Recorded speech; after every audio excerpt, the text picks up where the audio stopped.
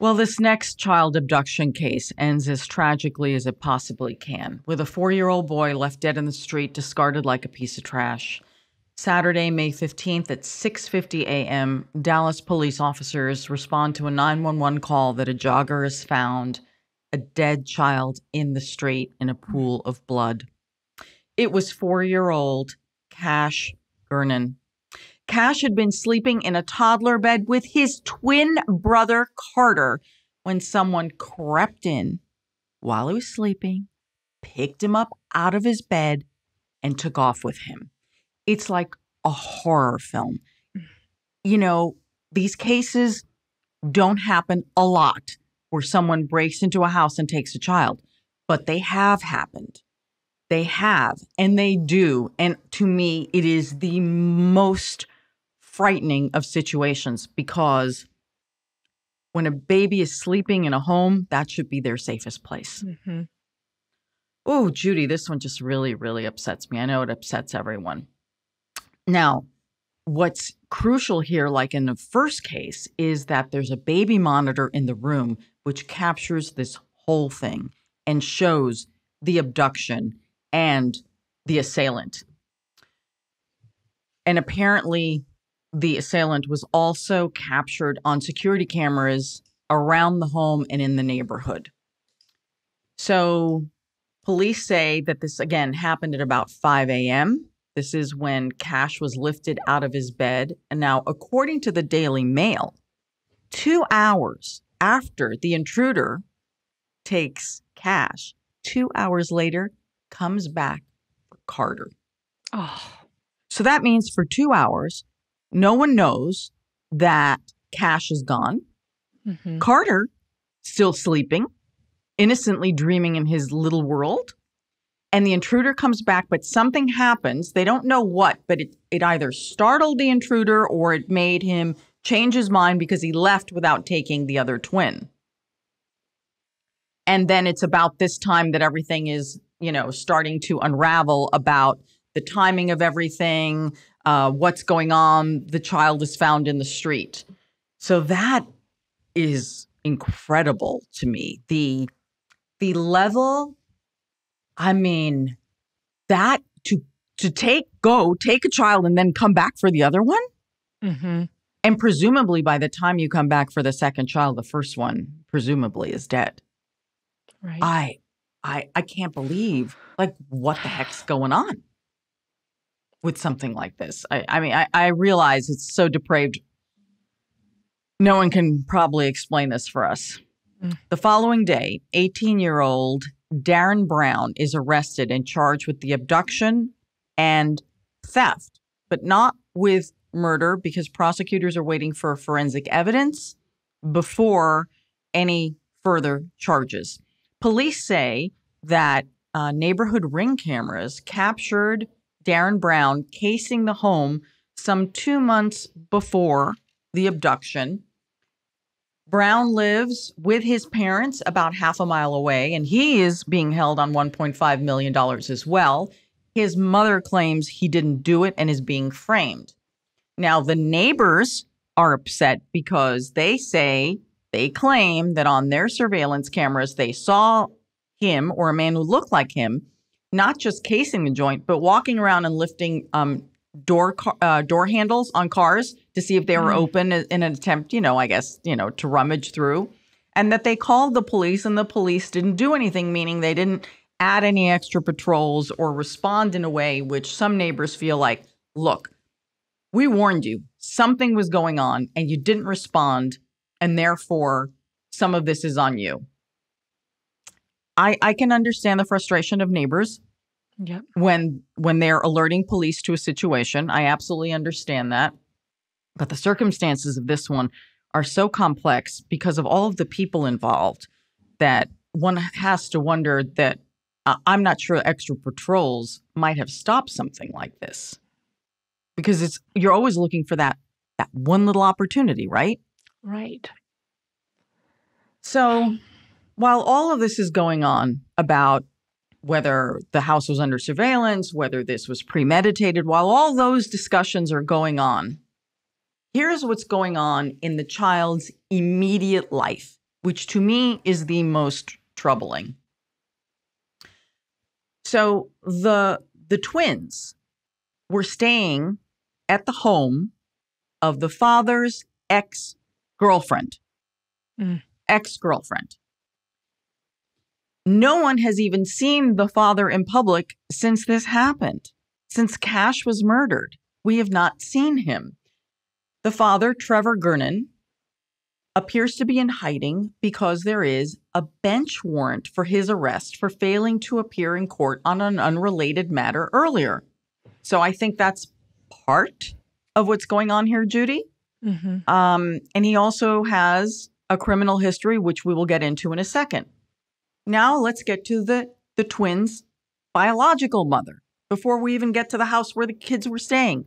The biological mother, Melinda Seagroves, she says that the father took off with the babies earlier in the year and she's been searching for them and she had no idea where they were or that they were staying at the ex-girlfriend's house. So the remaining twin who has survived, Carter has been reunited with his biological mother. Okay. Now let's get to what's going on here with the ex-girlfriend where the twins are staying. Judy, I mean, I don't even know where to go with this. There's so much in this case. All right. So Cash's father has just released a statement. Okay, this is the father that we haven't seen. He releases a statement saying that he's taking full responsibility for putting, the care of his children in someone else's hands that made them vulnerable, and that he's apologizing to the mother for failing to keep them out of danger. And he made this apology on his sister's YouTube channel. So here is a clip of what the father has to say about all of this. This choice I made with best of intentions has resulted in the most horrific outcome. I have paid the most ultimate and painful of price for my poor judgment, and I have to live with this devastation every single day. I will never forgive myself. If I could, I'd go back and do everything different. This is a nightmare that doesn't go away. Judy, I'm going to argue here that no, he's not paying the ultimate price. It is 4-year-old Cash who has paid the ultimate price here. Not him. It's not about dad. It is about this child. What do you make of this? I think that clearly, at least he recognizes maybe he wasn't in his best mind, but the fact that he cut off complete contact with the biological mother and didn't even let them know where the children were, that is poor judgment. That's poor parenting. And I know that parents don't always get along, especially after a breakup, but for the sake of the children, co-parenting is so important. And technically, not informing your other parent, the biological parent of your children, that's something that I have seen people go to court over, have been prosecuted over. It's kidnapping in some cases. So it just looks like obviously the biological mother didn't decide to press charges. But essentially what she was saying is Trevor took the kids and I didn't even know where he was taking them. I had no say in terms of what would be safe for them. So no matter what Trevor says, I thought that it was better for them. I thought that this was the best decision. I thought that my ex-girlfriend's house, there was a routine there. It doesn't matter. I mean, he really did essentially not perform the duties of a father. He just said, here you go, here are the kids, and left. So I don't really care what he says on his apology. And like you said, he is not the person who paid the ultimate price. Cash paid the ultimate price. Carter is going to grow up with that and probably have guilt as well. How come I wasn't the one who was taken? And think about the poor biological mother. I mean, there's nothing you can do to take this back. There's no going back and there's no do-overs on this one. No. And the father says that the reason he left the twins in Dallas at his ex-girlfriend's house was because he didn't want to disrupt the boys' routine when he moved back to Houston. Okay. That's ridiculous. So he was never going to see them again because he moved? I mean, I'm not really sure what his long-term game plan was here. No, he's not thinking. Obviously, he's not thinking. And no. Also, what he says there is contradicted in other statements. So his ex-girlfriend, Monica Sherwood, she originally told news agencies and the police that the reason the dad, the father, the biological father, was not there was because he had to go to court-ordered rehab. Now, remember, he's already got a warrant out for him for not showing up in court. So is that just a good excuse to tell the cops who are going to be looking for him? Plus, we also have a murder investigation and an abduction case here. I mean, it really is something. It's beyond disappointing. It is beyond disappointing. And yes, I do believe to some degree that this murder was preventable. I mean, I do know that in this world that when someone is out to get you, it's sometimes, sadly, they're always going to look for that opportunity. But I think there were a lot of red flags here, and there was a lot going on here. There was a lot going on. Yes. So let's talk a little bit about the dad's criminal history, and also let's talk about the ex-girlfriend who literally was in charge here. Oh. And I don't believe legally she was in charge to make these decisions. No, absolutely not. And she had a concerning history herself. I mean, I know that Trevor is saying this is a person who I think is good for the boy's stability. I don't see how that could happen. I don't see how that could happen when she herself has multiple charges, extensive criminal history herself. And a little odd that it took, was it 4 hours or more before she discovered that one of the children were missing? So, I mean, how much tabs are you keeping on these children if it took you 4 hours to discover that one of your children was gone? Oh, yeah. I mean, one is abducted. Yeah. The other one is still sleeping. Person comes back into the house a second time to try and take the second child. Yet you're still sleeping and you don't even realize that one is missing until the cops are like, there's a dead child in the street. Oh, my gosh. Okay. So it's great that there's a baby monitor in the room, but I'm sorry. Baby monitors do not replace human parenting. It's not a substitute. It is not a substitute. And I'm not trying to rag on everybody here, but there is a 4-year-old who is dead. Yeah. And he is the innocent victim here. So let's talk a little bit about the criminal history. So according to published reports, the father has a history of assault and drugs. Apparently in 2018, the father was arrested for assaulting his own father over a fight over a credit card bill. Trevor's most recent arrest problem, however, is for failing to appear in court this last March on a felony drug possession charge. So that could explain why one of the answers was, he had to leave to go to drug rehab. Mm-hmm. Probably court ordered, I'm sure. Mm-hmm. So there is still an arrest warrant for him, and we have not seen him since the murder of his child, which I find very interesting, because what's more important, dealing with the murder of your son or hiding your ass so you don't get arrested on your bench warrant? Right. Where are your priorities?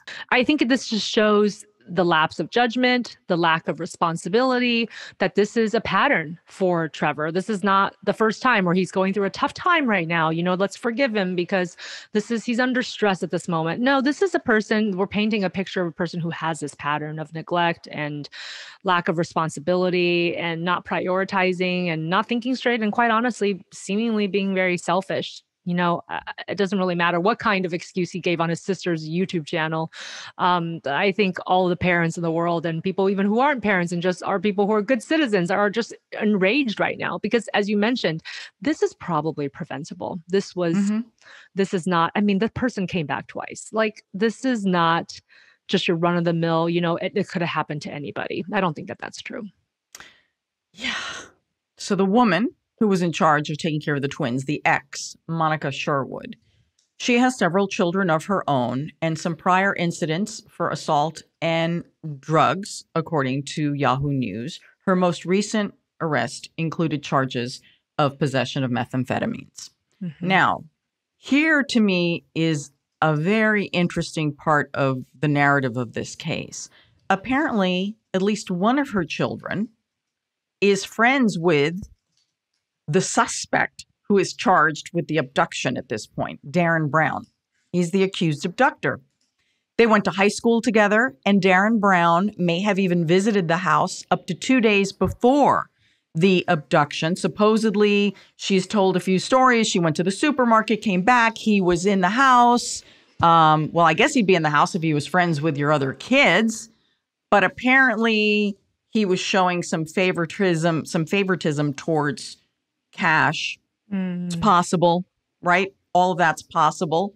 And the neighbors also say that Darren Brown, the man accused here, has been in that house and is no stranger to the family. So they're verifying. It's like, no, he's been in and out of that house, which makes you wonder, did he actually break in?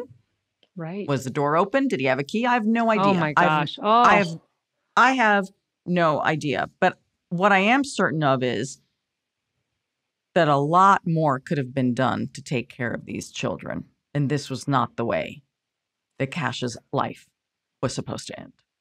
Absolutely. And, I wish we had more information at this point. Like, what was the motive for gruesomely murdering this little innocent baby?